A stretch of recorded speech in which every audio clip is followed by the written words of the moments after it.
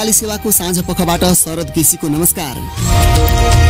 आज कार्यक्रममा एमसीसीका सन्दर्भमा चिनिया पक्षबाट प्रकट आशंका मेटाउन चिनिया विदेश मन्त्रीको नेपाल भ्रमणलाई उपयोग गर्नुपर्ने विज्ञहरूको सुझाव।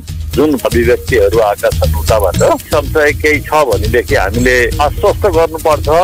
संलग्नता तटस्थता भनेको कमिटमेन्ट पनि हो र यो बुझाउन पनि सक्नुपर्छ उनीहरूलाई हामीले। एमालेका एक नेताद्वारा मुख्य वाम दल बीच चुनावी गठबन्धनको प्रस्ताव, त्यसको सूत्रबारे नेता घनश्याम भुसाल भन्छन्, यो विभाजनमा हामी सबै जिम्मेवार छौँ, कसको कति छ पछि विचार गरौँला भन्ने एउटा मात्र स्टेटमेन्ट भयो भने यो चुनावमा गठबन्धन बन्न सक्छ।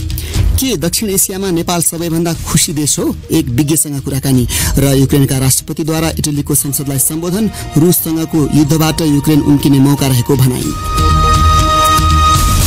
तर सबभन्दा पहिले आजका प्रमुख विश्व समाचार।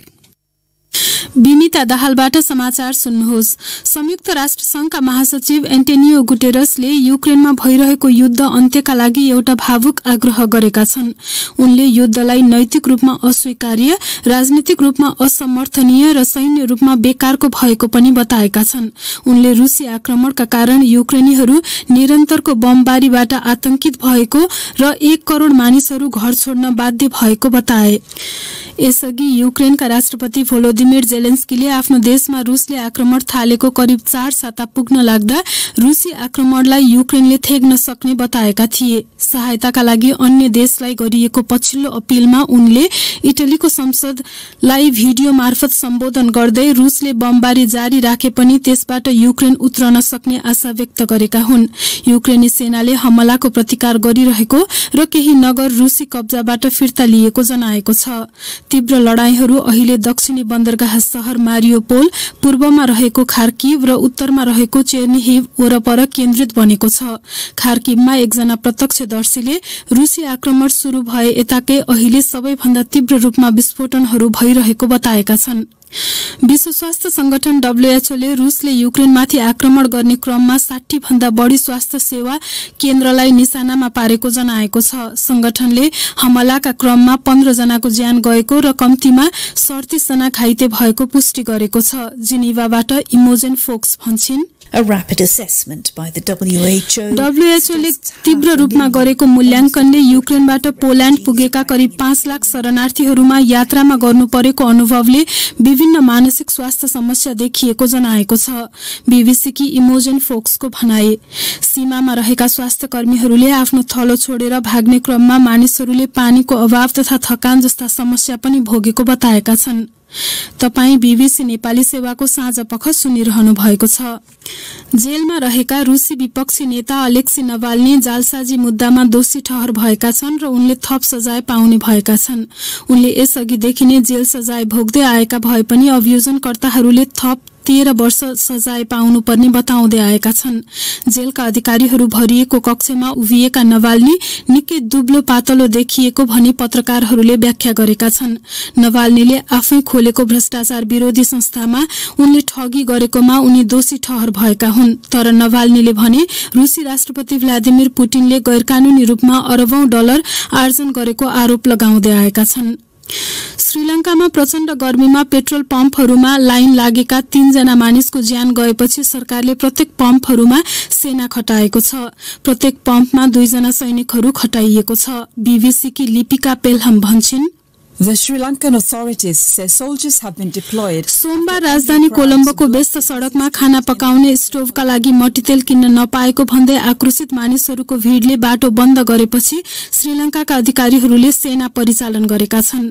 BBC की लिपिका पेल्हमको भनाई, पेट्रोल लुकाएर राखिएको र चुस्त रूपमा वितरण नगरिएको भन्दै गुनासोहरू बढ्न थालेपछि सरकारले पम्पहरूमै सेना खटाएको हो। र गत वर्ष अफगानिस्तानमा मारिएका भारतीय फोटो पत्रकार ड्यानिश सिद्दिकीका आमा बुवाले अन्तर्राष्ट्रिय फौजदारी अदालतमा तालिबान सरकार विरुद्ध मुद्दा दर्ता गरेका छन्। पुलित्जर पुरस्कार विजेता पत्रकार सिद्दिकी रोइटर्स समाचार संस्थाका लागि काम गर्थे। एउटा प्रेस विज्ञप्तिमा सिद्दिकीका आमा बुवाले आफ्नो छोरालाई बन्दी बनाइएको, यातना दिइएको र भारतीय नागरिक र पत्रकार भएकै कारण उनलाई त्यस्तो सजाय दिइएको बताएका छन्। तालिबानले भने त्यस्तो आरोपहरू अस्वीकार गरेको छ। यो BBC नेपाली सेवा हो।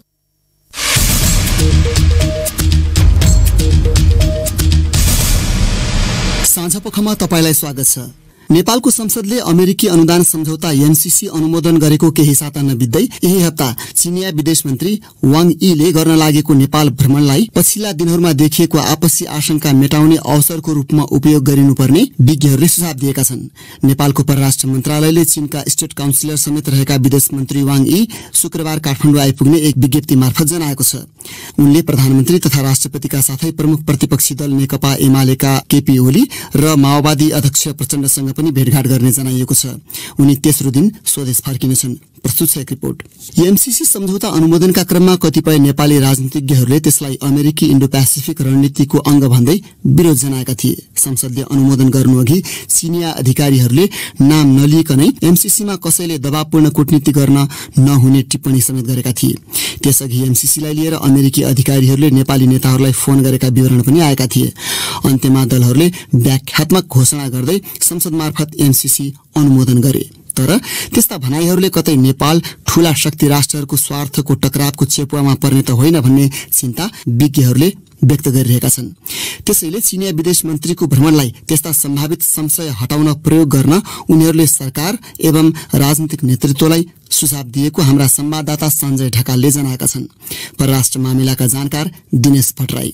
यो भ्रमणको बेला पछिल्ला जुन कुराहरू देखिया छन्, अभिव्यक्तिहरू आएका छन् उताबाट, त्यो अलिकति संशय केही छ भनेदेखि हामीले क्लियर गरिदिनुपर्छ। हामीसँग स्रोत छैन, हामीले त बाहिरबाट स्रोत अनि सिप अनि चाहिँ प्रविधि यस्तो ल्याएर विकास गर्ने हो। त्यसैले भनेर त्यो आश्वस्त गर्नुपर्छ। हामीसँग एउटा ठुलो स्ट्रेन्थ के छ भने वन चाइना पोलिसीमा कुनै पनि पार्टीले कति बेलै पनि भिन्नता चाहिँ देखाएको छैन। त्यो रिमार्केबल कन्सेन्सस, त्यो कुरामा चाइनालाई आश्वस्त गर्नुपर्छ। दुई देशबीच भएका सहमति कार्यान्वयनको योजना दुवै देशले बनाउनु पर्ने उनले औल्याए। उनको विचारसँग मिल्दो धारणा छ चीनका लागि पूर्व नेपाली राजदूत टंक कार्कीको पनि। अमेरिकनहरू नेपाल चीन बीचको सम्बन्धमा भाजी हालेर आफ्ना भू रणनीति लक्ष्य साधमा कोसिस गरिरहेछन् भन्ने चिनियाहरूको जुन प्रतिक्रिया छ, त्यो वाक्यको भावना, त्यो मर्मलाई प्रतिक्रिया दिने गरिकन आफ्नो पोजिसन क्लियर गर्नुपर्छ। असंलग्नता तटस्थताका यी सिद्धान्त आदर्श भनेको भाष्य मात्र होइन, यो कमिटमेन्ट पनि हो, कला पनि हो। हामीले कसैको कार्ड प्ले गर्नु हुँदैन, neither Chinese nor Indian nor western including that of America, र यो बुझाउन पनि सक्नुपर्छ उनीहरूलाई हामीले। छरछिमेकमा भारत र चीन बीचको सम्बन्ध अनि अन्तर्राष्ट्रिय क्षेत्रमा पश्चिमा मुलुकहरू खास गरी अमेरिकासँग चीनको बदलिँदो सम्बन्धका कारण नेपाल जस्ता ठूला राष्ट्रको छेउमा रहेका देशहरू आगामी दिनमा झन् संवेदनशील हुनुपर्ने विज्ञहरूको सुझाव छ। अब अर्को विषय। सत्ता गठबन्धन बीच चुनावी तालमेलको प्रयास भइरहेको खबर आइरहँदा नेकपा एमालेका एक नेताले 3 मुख्य वामपन्थी दलबीच गठबन्धनको प्रस्ताव सार्वजनिक गरेका छन्। नेकपाको विभाजनपछि जन्मिएको नेकपा एकीकृत समाजवादीका साथै एमाले र माओवादी केन्द्र समेतको गठबन्धनमा जोड दिने नेता हुन् घनश्याम भुसाल। प्रचण्डले भने सत्ता गठबन्धनलाई नै चुनावमा पनि सँगै लग्न ध्यान दिइरहेको बताएका छन्। प्रस्तुत छ एक रिपोर्ट। नेकपा एमालेका अध्यक्ष केपी शर्मा ओलीले प्रचण्ड र माधव नेपालको दललाई कांग्रेसको फेरो समातेर चुनावमा जान खोजेको भनी व्यङ्ग्य गरिरहेका बेला उनकै दलका नेता घनश्याम भुसालले पार्टी एकता समेतको सम्भावना जीवित रहेको धारणा सार्वजनिक गरेका छन्। आज पत्रकारहरूसँग उनले त्यसको निम्ति पहिलो खोड्किलो चुनावी गठबन्धन बन्न सक्ने बताए। यो विभाजनमा हामी सबै जिम्मेवार छौं भन्ने मात्रै महसुस भयो भने कसको कति छ पछि विचार गरौँला भन्ने एउटा मात्र स्टेटमेन्ट भयो भने अहिले गठबन्धन चाहिँ बन्न सक्छ। हामीले गल्ती नगरिकन यो अर्कैले आएर फोड दिएको होइन, यसको जिम्मेवार हामी। यति मात्रै भनियो भने एउटा प्रक्रिया सुरु भइहाल्छ, त्यसपछि पार्टी एकताका लागि छलफल चलाउन सकिन्छ। भुसालले त्यस्तो प्रस्ताव पार्टी बैठकमा समेत राखेको तर त्यसले महत्व नपाएको विवरण आएका थिए। प्रचण्डले पनि केही दिनअघि राजनीतिमा हरेक सम्भावना खुला रहने बताउँदै चुनावी तालमेल कांग्रेसको भूमिकामा भर पर्ने बताएका थिए। तर आज उनले सत्ता साझेदार बीचको तालमेलकै पक्षमा रहेको प्रतिक्रिया दिए। सबभन्दा पहिला त आफ्नै बलबुतामा निर्वाचन परिणाम निकाल्ने कुरालाई उच्च प्राथमिकता दिएर हामी गइराखेका छौं, तर साथसाथै फेरि गठबन्धनलाई पनि लिएर सकेसम्म राम्रो चाहिँ परिणाम निकाल्नेतिर पनि हाम्रो ध्यान छ। नेकपा एमालेको नेतृत्व तह कांग्रेसले माओवादी केन्द्र र नेकपा एकीकृत समाजवादीसँग गठबन्धन नगरोस् भन्ने पक्षमा रहेको बताइन्छ। कतिपय कांग्रेस नेता त्यसो गर्दा एमाले सहितको वाम गठबन्धन बन्ने कुराले सशंकित भएको पाइन्छ। त्यसैले कांग्रेसमा एक थरी सत्ता सहयात्री बीचको तालमेलको पक्षमा देखिँदा अर्का थरीले एक्लै चुनाव लड्नुपर्ने धारणा राख्दै आएका छन्। बाँकी विषय। गत सप्ताहन्तमा प्रकाशित वर्ल्ड ह्याप्पिनेस रिपोर्टले नेपाललाई दक्षिण एसियाली देशहरूमा सबैभन्दा धेरै खुशी भएको देखाएपछि त्यसबारे सामाजिक सञ्जालमा निकै चर्चा भएको छ। विश्वका 146 देशहरूको तुलना गरेर तयार गरिएको प्रकाशित सूचीमा नेपाल 84औं स्थानमा छ। तर रिपोर्ट आएपछि के नेपालीहरू साँच्चै त्यति धेरै खुशी छन् त भन्ने आशयका टिप्पणीहरू सामाजिक सञ्जालमा प्रशस्तै भए। त्रिभुवन विश्वविद्यालयकी उपप्राध्यापक समाजशास्त्री नीति अर्याल खनालले पनि ट्विटरमा रिपोर्टप्रति आश्चर्य प्रकट गरिन्। कारणबारे उनले बीबीसीसँग भनिन्, एउटा सामान्य नेपालको नागरिकको हिसाबले नै हेर्ने हो भने पनि नेपाल दक्षिण एसियाकै खुसी राष्ट्र हो भन्ने कुरामा सबैलाई आश्चर्य नै लागेको छ। समाजशास्त्रीहरूलाई मात्र होइन। हामीले 2015मा विनाशकारी भूकम्प भोग्यौं। 2019देखि अहिलेसम्म कोरोना महामारीको असरहरू हामीले भोगिरहेका छौं। यस्तो खालको परिस्थितिमा हामी सबैको अनुभवहरूलाई हेर्ने हो भने चाहिँ नेपाल खुसी राष्ट्रमा दरियो भनेर हामी एकदमै विश्वास मान्न सक्ने स्थिति चाहिँ हाम्रो लिभ्ड रियालिटीहरूले चाहिँ त्यो हामीलाई दिँदैन। या त दक्षिण एसियामा अरू देश झन् दुखी छन् भनेर मान्नु पर्यो? दक्षिण एसियाकै स्थिति हेर्दाखेरि पनि यो अनुसन्धानले केही निश्चित इन्डिकेटरहरूको प्रयोग गर्छ। जस्तै अब यो per capita income, social support होइन, life expectancy, perception of corruption, एकअर्कालाई सहयोग गर्ने भावनाहरू, यस्ता खालका इन्डिकेटरहरूको आधारमा निकाल्दा एकदमै अविश्वासै मान्नुपर्ने चाहिँ छैन। तर फेरि यो क्वान्टिटेटिभ सर्वेले सबै खालको रियालिटीलाई समेट्न चाहिँ सक्दैन। त्यसले एकदमै लिमिटेड रियालिटी मात्र प्रेजेन्ट गर्न सक्छ। त्यही सर्वेको टिम मेम्बरले 10 जना नेपालीहरूलाई सामान्य प्रश्न फेस टु फेस सोध्नु भयो भने पनि उहाँहरूको खुसीको अवस्था, देशको राजनीतिक स्थिति, सामाजिक स्थिति हेर्दाखेरि पनि उहाँहरूको रेस्पोन्स के आउँथ्यो भन्ने कुरालाई मात्र पनि यो रिपोर्टमा संलग्न गर्न पाएको भए इन्डिकेटर फरक आउँथ्यो होला भन्ने मलाई लाग्छ। किनभने तथ्याङ्कले जहिले पनि सामाजिक यथार्थतालाई बोक्छ भन्ने मलाई लाग्दैन। क्वालिटेटिभ रिसर्चलाई मिसाएर हेऱ्यो भने मात्रै यो तथ्यको बढी नजिक पुग्न सक्थ्यो होला यो रिपोर्ट। र अर्को कुरा, विश्वभरि नै मानिसहरूले आफ्नो खुसीलाई कसरी मापन गर्दछन् भन्ने कुरा चाहिँ समाज अनुसार, संस्कृति अनुसार, भौगोलिक यथार्थता अनुसार फरक हुन्छ। तर अब यहाँ 6वटा इन्डिकेटरलाई सबै देशहरूसँग जुन सामान्यकरण गर्ने प्रयास गरिएको छ त्यसले गर्दाखेरि पनि हामी अलिकति माथि उठेको हुन सक्छ। तर नेपालीहरूकै परिवेशमा दैनिक जीवनका अति सामान्य भन्दा सामान्य कुराहरू नागरिकहरूले पाउनुपर्ने नितान्त मिनिमम स्ट्यान्डर्ड पनि हाम्रो राज्यले चाहिँ मिट गर्न सकिरहेको छैन। त्यही भएर नेपालीहरूको खुसीको परिवेश पनि यो रिपोर्टले देखाएको खुसीको आधारहरू भन्दा अलिकति फरक हो कि भन्ने मलाई लाग्छ। हुन त अब यो विश्वमै तुलना गर्दाखेरि नेपाल त्यस्तो खुसी देश त होइन। अब आधा भन्दा धेरै देशहरू त हामीभन्दा धेरै खुसी छन्। केवल यो दक्षिण एसियामा मात्र तुलनात्मक रूपमा खुसी देखिएको हो। त्यो हिसाबबाट दक्षिण एसियामा हामी अलिकति खुसी नै हौ कि त हामीले अलिक कम आएकै हौ कि हामीलाई?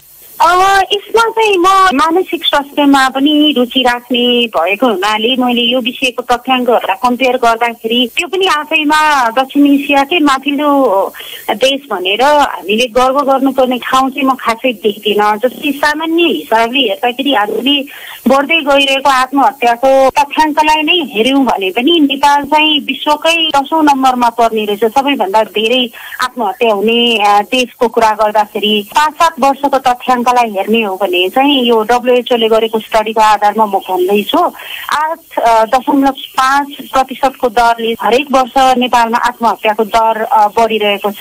नेपाली समाज चाहिँ समाजशास्त्रीको दृष्टिकोणबाट हेर्दाखेरि तपाईलाई कतिको खुसी समाज लाग्छ वा दुखी समाज? यसमा हामी एकदमै निराशावादी हुनुपर्ने चाहिँ म देख्दिनँ। तर समाज चाहिँ महिलाहरूप्रति झन् बढी अनुदार हुँदै गएको हो कि त्यही भएर लैङ्गिक दृष्टिकोणबाट हेर्दाखेरि सायद पुरुषहरूको लागि चाहिँ खुसी समाज हुन सक्छ। तर नेपाली समाज महिलाहरूको लागि चाहिँ झन्झन बढी दुष्कर, झन्झन बढी दुखी समाज हुँदै गएको हो कि भन्ने खालको कुराहरू पनि विगत केही समयदेखि बढ्दै गएको विभिन्न खालको लैङ्गिक हिंसाको घटनाहरूले देखाउँछ। त्यही भएर एकदमै खुसीका केही पक्षहरू पनि छन्, त्यसमा हामीले गर्व गर्नै पर्छ। किनभने कतिपय अधिकारको सङ्घर्षहरूमा राम्रो प्रगति हासिल गरेका छौँ। सामाजिक न्यायको मुद्दामा हाम्रो विचारहरू, सोचहरू फराकिलो हुँदै गइरहेको छ। शिक्षा, स्वास्थ्यमा प्रगति छ। तर अब यो नै हाम्रो लागि प्रगति हो भनेर सन्तोष गरेर बस्ने ठाउँ चाहिँ छैन। किनभने अहिले पनि नागरिकहरूले पाउनु पनि न्यूनतम बिहान उठ्दाखेरि धारामा पानी आउनु पर्यो, पकाएर खान सक्नु पर्यो, बालबालिकाहरूलाई सुलभ स्वास्थ्य शिक्षाको कुरा हामी गर्छौँ, त्यसमा चाहिँ हामीले निरन्तर सङ्घर्ष गरिरहेको स्थिति छ। त्यो कुराहरूमा परिवर्तन नभएसम्म जति पनि यस्ता खालका रिपोर्टहरू आउन् हाम्रो भोगाईको आधारमा हेर्दाखेरि चाहिँ नेपाल एकदमै खुसी राष्ट्रको रूपमा भनेर चाहिँ मलाई लाग्दैन। उनी थिइन् त्रिभुवन विश्वविद्यालयकी उपप्राध्यापक समाजशास्त्री नीति अर्याल खनाल हाम्रा साथी सञ्जय ढकालसँग कुरा गर्दै। अब तपाईकै प्रतिक्रिया र टिप्पणी प्रस्तुत गर्दैछन् साथीहरू रमा पराजुली र गनी अन्सारी। आज विश्व पानी दिवस। नेपालमा कुल जनसंख्याको झण्डै 1/4 मात्रै गुणस्तरीय खानेपानी पाउने गरेको सरकारी तथ्याङ्कले देखाएको छ। देशभरि सबैलाई गुणस्तरीय खानेपानी सजिलै उपलब्ध गराउन कसले के गर्नुपर्छ भन्ने तपाईलाई लाग्छ भनेर सामाजिक सञ्जाल फेसबुक र ट्विटरमा सोधेको प्रश्नमा हामीलाई थुप्रै प्रतिक्रिया प्राप्त भएका छन्। तीमध्ये केहीलाई हामी यहाँ प्रस्तुत गर्दैछौँ। मिश्र काजी घिसिङले लेखेका छन्, आकाशे पानीलाई शुद्धिकरण र फोहोर पानीलाई अन्य काममा सही तरिकाले प्रविधिको प्रयोग गरी संकलन गर्न सक्यो भने वर्षेनी प्रयोग गर्न सकिन्छ, तर सरकारको ध्यान त्यतातिर छैन। कमान सिंह पाखरिनको धारणा छ, हाम्रो देशमा पानीको कमी छैन। शुद्ध पिउने पानीका लागि सरकारले गुणस्तरीय पानीको अभाव रहेका बस्तीलाई लक्षित गरेर अनुदानमा फिल्टर दिने व्यवस्था गरिदिनु पर्यो। शोभा आचार्यले लेखेकी छन्, स्वच्छ पानीको सबै क्षेत्रमा सहज आपूर्ति गर्न संघीय, प्रादेशिक तथा स्थानीय खानेपानी सम्बन्धी नीति कार्यक्रमहरूलाई पूर्ण रूपले कार्यान्वयन गर्नुपर्छ। खानेपानी मन्त्रालयले नागरिक पहुँचलाई मध्यनजर गरी परियोजना अघि बढाउनुपर्छ अनि स्थानीय स्तरबाटै पानीका मुहानको संरक्षण गर्न विशेष जोड दिनुपर्छ। शिवराज शाही ठकुरीको धारणा छ, स्थानीय सरकारले सम्बन्धित स्थानीय तहभित्रको खानेपानीको पहुँच, अवस्था, स्थिति आकलन गरी त्यसको आवश्यक रणनीति बनाउनुपर्छ। त्यसका लागि प्रदेश, संघ तथा गैर सरकारी संघ संस्था मार्फत समन्वय गरी सही व्यवस्थापन गर्न सके यो साकार हुने देखिन्छ। ललित आरसीले दीर्घकालीन योजना बनाउनु पर्ने धारणा राखेका छन्। उनी लेख्छन्, सरकारले सबै क्षेत्रको समानुपातिक प्रतिनिधित्व हुने गरी योजना निर्माण, संरक्षण र व्यवस्थापन गर्नुपर्छ। सञ्चालनमा रहेका योजना परियोजनाको मर्मत सम्हार गर्नुपर्छ। सरकार र नागरिकले आफ्नो दायित्व र कर्तव्य राम्रोसँग निर्वाह गर्नु पर्यो। सबैको साथ र सहयोगमा यसको दीर्घकालीन परिकल्पनालाई व्यवहारमा लागू गर्न सकेमा बिस्तारै सबैको पहुँचमा पुर्याउन सकिन्छ। इन्द्र नारायण श्रेष्ठले गुणस्तरीय खानेपानीको व्यवस्थाका लागि बुदागत रूपमा आफ्नो धारणा राखेका छन्। गुणस्तरीय खानेपानी नपुगेको स्थानको पहिचान गर्ने, भ्रष्टाचारमा शून्य सहनशीलताको नीति अवलम्बन गर्ने, परियोजनाहरू समयमा नै सम्पन्न गर्न बेला बेलामा कार्य प्रगति सार्वजनिक गर्ने, निजी निकायहरूसँग पनि विकास साझेदारीको अवधारणा अघि बढाउने तथा स्थानीय तहमा सम्भावित विकासका परियोजनाहरूको खोजी नीति गर्ने। स्वस्तिका पौडेलको अलि फरक धारणा छ। उनले लेखेकी छन्, सरकारको मुख नताकी नागरिकहरूले स्थानीय स्तरमा सम्भावित विकासका परियोजनाहरू खोजी गरेर स्थानीय सरकारकै सक्रियतामा खानेपानीको सुविधा नपुगेको गाउँ बस्तीको पहिचान गर्नुपर्छ। लक्ष्य बहादुर सुनारले लेखेका छन्, खानेपानी मन्त्रालय र सरकारी संयन्त्रबाट नै व्यापक जनचेतनाको साथसाथै पानी शुद्धिकरण गर्ने उपकरण र उपायको बारेमा दूरदराजका बस्तीमा सिकाइनुपर्छ। अनि मनोज कुमार भन्छन्, स्वच्छ त के, कहिलेकाहीँ सामान्य खानेपानी पनि पाउन गाह्रो छ। पानी संरक्षणको लागि वृक्षारोपण कार्य महत्वपूर्ण हो, जलाधार संरक्षण गर्नुपर्छ। अब के अन्तर्राष्ट्रिय विषय। युक्रेनका राष्ट्रपति भोलोदिमिर जेलेन्स्कीले इटलीको संसदलाई सम्बोधन गर्दै रुससँगको युद्धबाट युक्रेन उम्किन सक्ने मौका रहेको बताएका छन्। भिडियो मार्फत गरिएको सम्बोधनमा उनले रुसी फौज युरोप प्रवेश गर्न चाहिरहेको भन्दै थप प्रतिबन्धहरू लगाउन पश्चिमा देशहरूलाई आह्वान पनि गरे। युक्रेनका मारियोपोल, खार्किभ शहरमा तीव्र रूपमा बमबारी भइरहँदा कम्तीमा 10 अस्पतालहरूमा पूर्ण क्षति पुगेको छ। बीबीसीका विवरणहरूमा आधारित त्यस सम्बन्धी रिपोर्ट विनिता दाहालबाट। युक्रेनका राष्ट्रपति भोलोदिमिर जेलेन्स्कीले विभिन्न देशका संसदमा सम्बोधन गर्ने क्रममा आज इटलीको राष्ट्रिय सभामा आफ्नो पछिल्लो अभिव्यक्ति दिएका हुन्। रोइटर्स समाचार संस्थाका अनुसार उनले इटलीका सांसदहरूलाई मस्कोले बाँकी युरोपमा प्रवेश गर्न चाहिरहेको भन्दै चेतावनी पनि दिएका छन्। उनले रुसी फौजका लागि युक्रेन युरोप प्रवेश गर्ने ढोका भएको र बर्बरता छिर्न दिन नहुने बताए। इटलीका प्रधानमन्त्री मारियो ड्राघीले आफ्नो देशले युक्रेनलाई युरोपेली संघमा हेर्न चाहे चाहेको ताकि उसले सैन्य सहायता प्रस्ताव गर्न सकोस् भनेका छन्। यसैबीच रुसले 24 फेब्रुअरीमा युक्रेनमा आक्रमण थाले यता कम्तीमा 117 बालबालिकाले ज्यान गुमाएका छन् र देशभरि 155 जना भन्दा बढ़ी घाइते भएको युक्रेनका अधिकारीहरूले जनाएका छन्। दोस्रो ठूलो शहर खार्किवमा रुसी ट्याङ्कले 2 बालबालिकासँग यात्रा गरिरहेको एउटा परिवार रहेको कारमा प्रहार गरेको छ। घेराबन्दीमा रहेको मारियोपोल शहरमा बालबालिकालाई अन्यत्र लैजाँदै गरेको बसमा रुसले बमबारी गरेको छ। संयुक्त राष्ट्र संघको शरणार्थी सम्बन्धी निकायले अहिलेसम्म युक्रेन छोडेर अन्यत्र जानेहरूको संख्या 35 लाख भन्दा बढ़ी रहेको जनाएको छ। रुसी फौजको नियन्त्रणमा रहेको मारियोपोलका केही भूभागमा पहिलो पटक अन्तर्राष्ट्रिय पत्रकारहरू पुगेका छन्। रोयटर्स समाचार संस्थाले त्यहाँ प्रलयकारी अवस्था देखिएको भन्दै आवासीय भवनहरू, अपार्टमेन्ट ब्लकहरू जम्मै जलेर काला भएको उल्लेख गरेको छ। कैयौं दिनसम्म भूमिगत आश्रय लिएर ज्यान जोगाएका परिवारहरू बाहिर निस्किँदै गरेको र शवहरूलाई बाटोकै छेउछाउमा गाडिएको पत्रकारहरूले बताएका छन्। बीबीसीका विवरणहरूमा आधारित यस सम्बन्धी रिपोर्ट रमा पराजुलीबाट सुन्नुहोस्। जताततै भग्नावशेष मात्र देखिएको र खानेकुरा तथा खानेपानीको अभाव भएको उनीहरूले बताए। त्यहाँको अवस्था वर्णन गर्दै एक स्थानीयवासी नदेशदा सुखोरु कोभाले भनिन्, गाडी वा केटाकेटीको आवाज विहीन एक मृत शहर जहाँ जलिरहेका घर र यत्रतत्र सब देखिन्छ।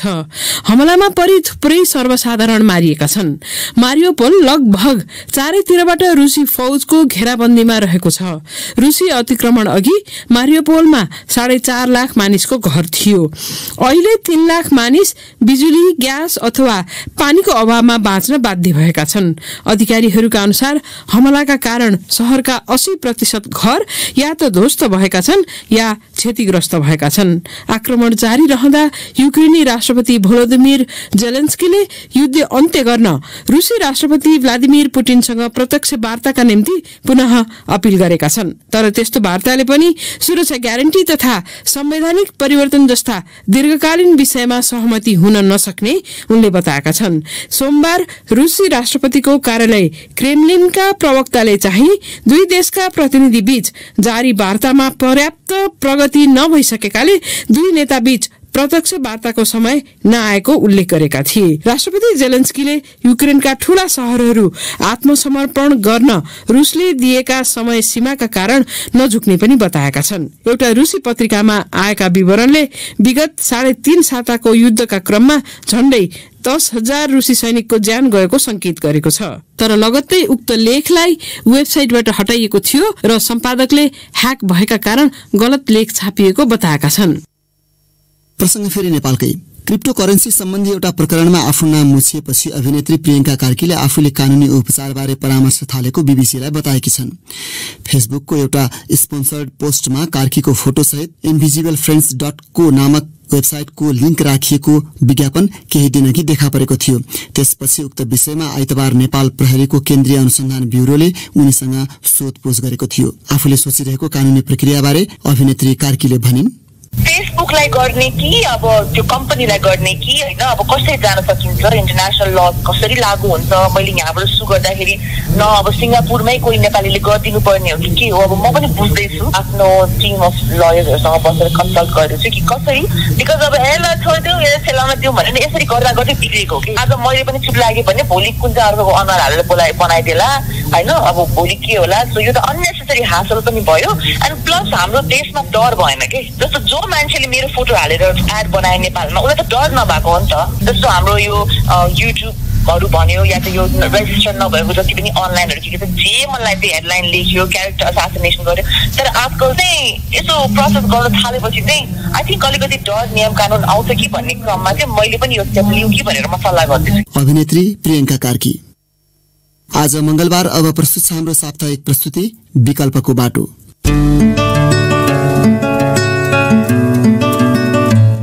दाउरा जाने, सेउला जाने, अब पैसा त हामी देख्दैन छौँ त। गाउँमै रोजगारी पाएपछि हामीले गाउँमै पैसा पाउँछ। पहिलो वर्षमा 2 हेक्टर जमिनमा लगाएका थियौँ, अहिले हामीले 4 हेक्टर जमिनमा जडीबुटी उत्पादन र त्यसको अनुसन्धान पनि गरिरहेका छौँ। काठमाडौँ पठाउँछु, नेपालगञ्ज पठाउँछु, दैलेखतिर पठाउँछु। वनजङ्गल तथा अग्ला पहाड बीचका समथर भेग अर्थात् पाटनमा पाइने जडीबुटी सङ्कलन गर्ने जुम्लाका किसानहरूले अहिले तिनका सार्न सकिने प्रजातिलाई आफ्ना त्यस आसपासका निजी जग्गामा समेत विस्तार गर्दै व्यावसायिक स्वरूप दिएका छन्। विभिन्न परिवारले जडीबुटी बेचेर वार्षिक 10 देखि 20 लाख रुपैयाँसम्मको आम्दानी गर्न सकेपछि त्यसले परिवारको उन्नतिमा सघाएको उनीहरूको अनुभव छ। सकारात्मक प्रयासहरूको चर्चा गरिने साप्ताहिक विकल्पको बाटोमा सुनौ जुम्लाबाट कृष्णमाया उपाध्यायले पठाएको रिपोर्ट।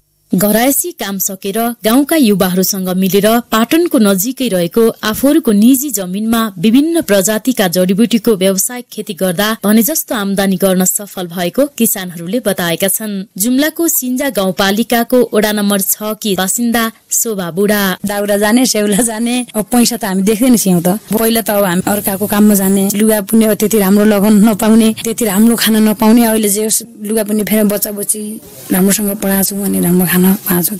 गोड मेल गर्ने, खुन्ने अनि त्यसमा मोल हाल्ने, गाउँमै रोजगारी पाएपछि हामीले गाउँमै पैसा पाउँछौँ। जुम्लाको पाटन क्षेत्रमा पाइने अतिश, पदमचाल, बायोजरी लगायतका 26 प्रजातिका जडीबुटीको व्यावसायिक खेती गर्दै आएको उनीहरूले बताएका छन्।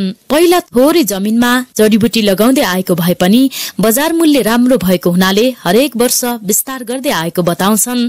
जुम्लाको सिन्जा गाउँपालिकाको वडा नम्बर 6 मा पर्ने माछखर्क जडीबुटी फर्मका सञ्चालक लाल बहादुर बुढा। पहिलो वर्षमा 2 हेक्टर जमिनमा लगाएका थियौं। अहिले हामीले 4 हेक्टर जमिनमा जडीबुटी उत्पादन र त्यसको अनुसन्धान पनि गरिरहेका छौं। अतिश र अक्करकाँडा भन्ने छ, पदमचाल कट्की भयो, गन्दाइनो भयो, सुमय भयो, पाखनबेद, निर्मिसी भन्ने बहुमूल्य जडीबुटी नै हो। वन लसुनको चाहिँ ट्रायल गरिरहेका छौं। वर्षमा आम्दानी भन्दाखेरि अब हामीले 2 हेक्टर जमिनमा उत्पादन गर्दाखेरि 16 लाख बराबर जडाबाट लिएका थियौं भने 4 लाख बराबर हामीले त्यसको बिउ मात्रै बेचेर 20 लाख हामीले एक वर्षमा आम्दानी गर्यौं। जति उत्पादन गर्छौं सजिलै बिक्री हुन्छ।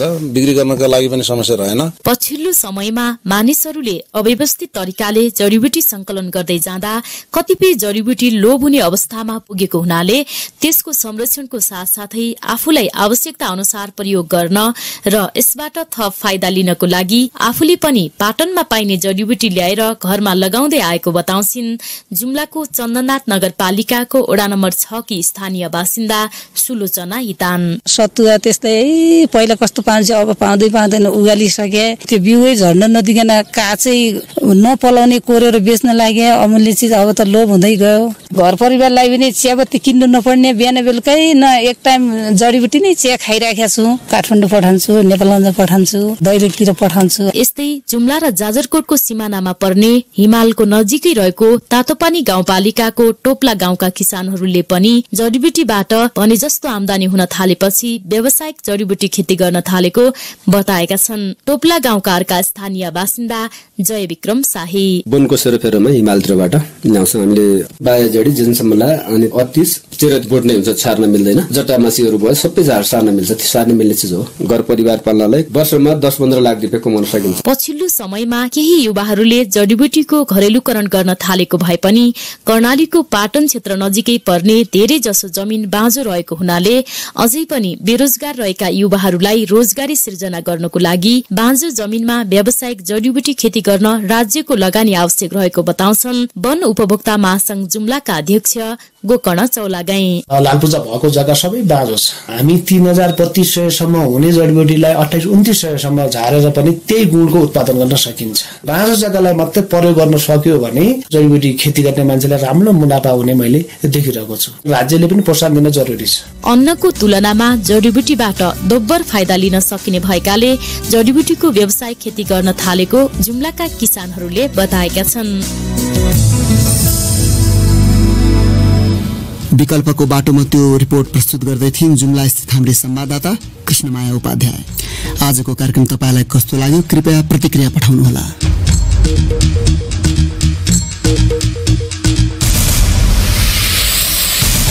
हवस् त यसका साथै बीबीसी नेपाली सेवाको साँझ पख यही सकिन्छ। अब हामी भोलि बिहान 7:15 बजे बिहानी पख लिएर आउनेछौँ। त्यस बेलासम्मका लागि हामी सबैलाई बिदा दिनुहोस्। नमस्कार।